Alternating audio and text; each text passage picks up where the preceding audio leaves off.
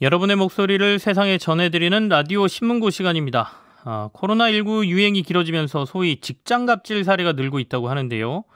기업이 확진 판정을 받은 직원에게 무급 휴가를 강요하거나 신입사원에게 격리를 해야 된다는 이유로 채용을 취소하기까지 한다는 사례가 등장하고 있다고 합니다. 직장갑질 119에 오진호 집행위원장 연결해서 자세한 얘기 들어보겠습니다. 오진호 위원장님. 예, 안녕하세요. 네. 직장갑질119 집행위원장 오진호입니다. 네. 코로나19 이후로 직장갑질이 늘었다는데 이게 사실인가요? 제가 아까 몇 가지 사례를 얘기했는데. 예, 그렇습니다. 최근 확진자가 폭증하면서 작년에 비해서 코로나 갑질 제보가 거의 2배가량 증가했습니다. 올해 1월 1일부터 지난주까지 직장갑질 119로 접수된 코로나 제보가 한 130건에 이르거든요. 네. 이 중에서 신원이 확인된 이메일 제보는 19건이었고 카카오톡 오픈 채팅방으로 통한 제보도 110건이 넘었습니다. 구체적인 사례를 좀 듣고 싶은데요. 아까 앞서 무급 휴가를 강요했다, 신입사원의 채용이 취소됐다 이런 얘기가 좀 있었거든요. 또 어떤 사례들이 있습니까? 예, 몇 가지 사례를 좀 소개해 드리겠습니다. 그 병원 직원분의 사례인데요. 이분이 가족 감염으로 이제 격리가 되셨었어요. 네. 그런데 회사가 이 격리된 기간을 다 연차 휴가로 처리를 한 거죠. 그런데 이후에는 병원에 또, 확진자가 왔다 가면서 병원 직원들이 출근을 못하는 일들이 또 있었거든요. 네. 그래서 이것도 회사가 연차로 처리를 해서 이분이 남은 연차가 하나도 없다. 어떻게 해야 되냐? 이런 질문을 해주신 분도 있으셨고요. 네. 그리고 어느 직장인분은 가족이 양성 판정을 받으셨대요. 그래서 보건소 검사 받으러 갔는데 보건소 줄이 길어서 그 다음날 신속 항원 검사를 받았더니 양성이 나온 거죠.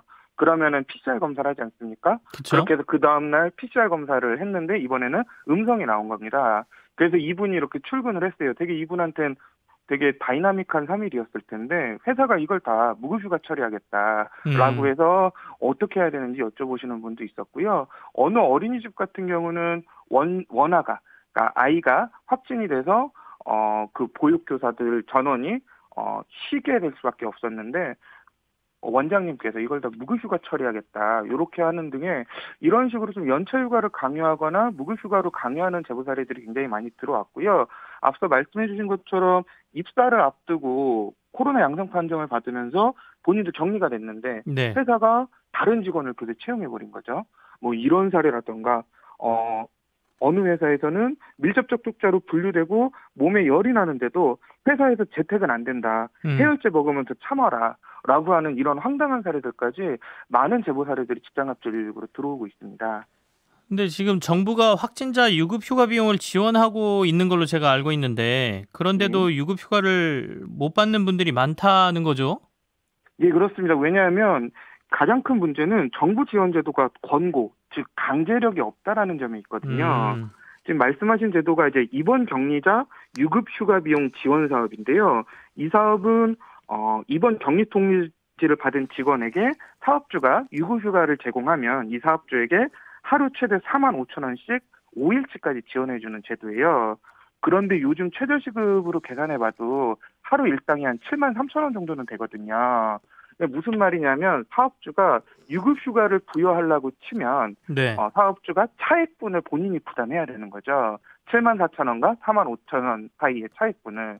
그러니까 사업주가 이거를 부담하는 대신 그냥 노동자들에게 연차 사용을 강요하거나 무급휴가를 강요하는 방식으로 나오는 것이고 이런 일들이 빈번하게 벌어지다 보니까 이런 지원 제도가 공공기관이나 대기업 정도에서 많이 누려지고 있는 것으로 보이고 되려 이런 지원이 절실한 중소기업에서는 잘 보장이 되고 있지 않는 것 아닌가 저희는 그렇게 판단하고 있습니다.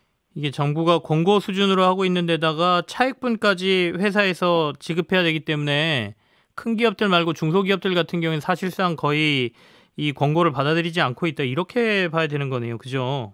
예, 그렇습니다.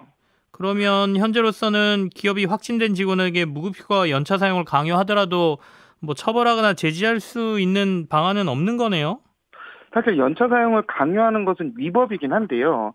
현실적으로 처벌하기도 어렵고 실효성도 없습니다. 조금 이건 설명을 드려야 될 것 같은데 네네. 사실 우리 노동법에서는 연차 휴가는 노동자가 청구한 시기에 부여해야 된다라고 되어 있거든요.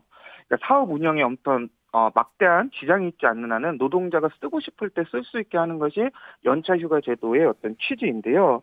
근데 문제는 회사가 노동자한테 연차휴가를 강요해서 노동자가 이것에 동의를 해버리면 이걸 나중에 다투기가 굉장히 어렵습니다. 그래서 저희 제보 사례를 보면 회사가 그 코로나 자가격리 기간에 연차를 쓰게 해가지고 이에 대해 문제를 제기했더니 이후에 회사가 되려 권고사직 이야기를 하더라. 이런 제보들도 많이 들어오거든요. 네네. 그러니까 당장 회사가 연차휴가 사용을 강요하는데 노동자 입장에서 이를 거부하는 것이 현실적으로 어렵다라는 문제가 있고요.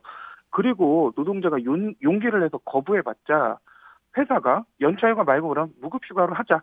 이렇게 이야기를 하면 직장인들 입장에서는 사실 끝이거든요. 더 이상 다투거나 항의할 수 있는 방법이 없는 것이죠. 이러한 한계들이 지금 명확히 드러나고 있습니다.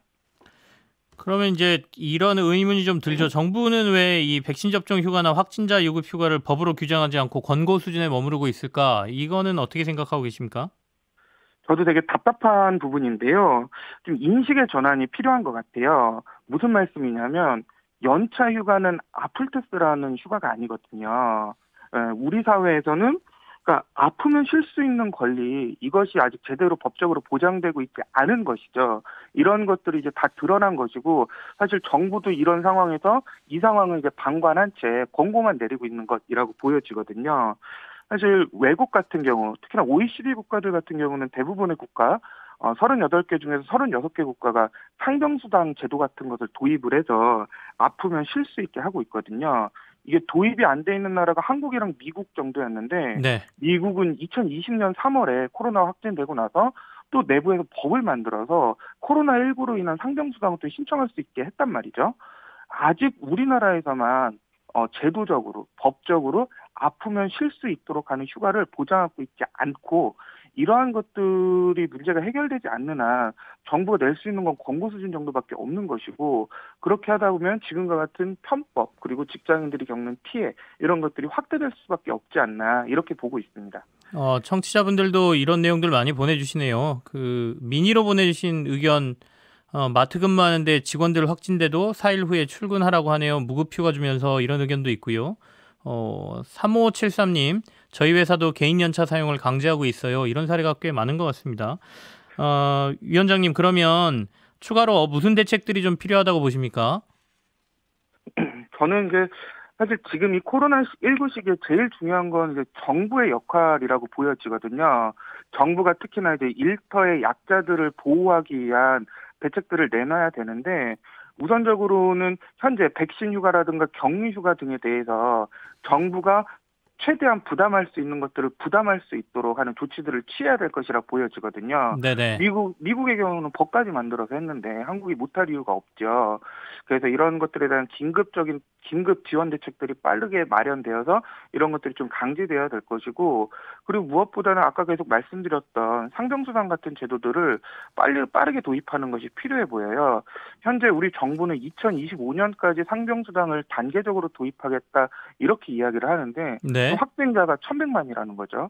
이때까지 지금 아무것도 안 하고 있는 게 된 거죠. 그래서 이런 부분들은 조금 더 정부가 속도를 내야 되는 것 아닌가.